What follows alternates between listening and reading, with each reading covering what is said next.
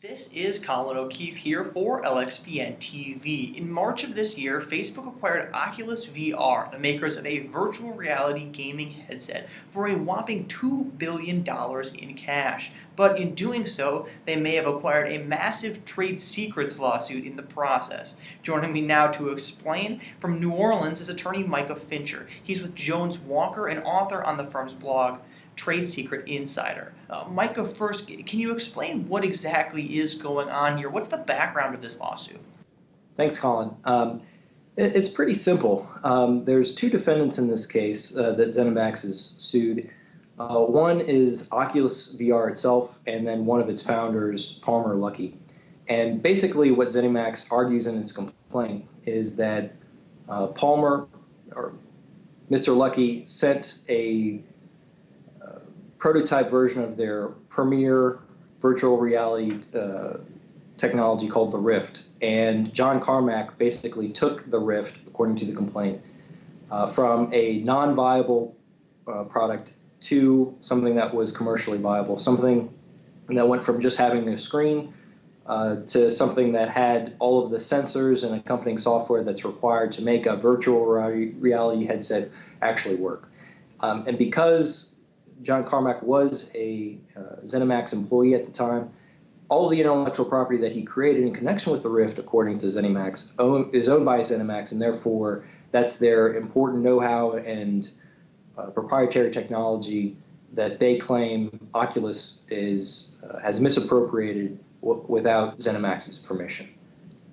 Where Mr. Luckey's part comes in is his relationship with John Carmack, him luring, according to the complaint, John Carmack away to ultimately become hired by Oculus VR.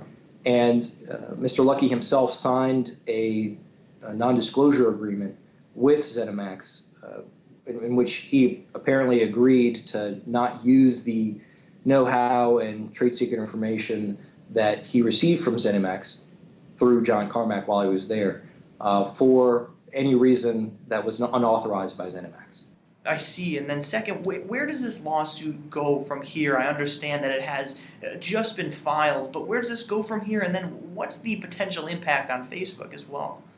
Well, litigation's expensive, and it'll be interesting to see what sort of warranties the owners of Oculus gave Facebook in connection with the sale of Oculus to Facebook. But in the broader context, it's still unclear how Facebook's actually going to use this technology in its core business. Facebook came out with a press release when it agreed to acquire Oculus, and it said that it was getting ready for the platforms of tomorrow, and it viewed the Rift as sort of the next generation social and communications platform. So Facebook is clearly trying to position itself beyond the post-PC, post-mobile world. And they see Oculus as part of that. It's interesting to see how much they valued Oculus at $2 billion in cash and stock. So clearly the technology's value, but it remains to be seen how Oculus will respond, and we'll have more when they file their answer. Certainly. Facebook's acquisition was interesting, maybe a little bit puzzling at the time, so we'll have to see how exactly they intend to use this product and what impact that has potentially on this lawsuit. Once again, that was attorney Micah Fincher of Jones Walker. For more of his insight on this case, be sure to visit TradeSecretInsider.com. Thanks for joining me today, Micah. Thank you.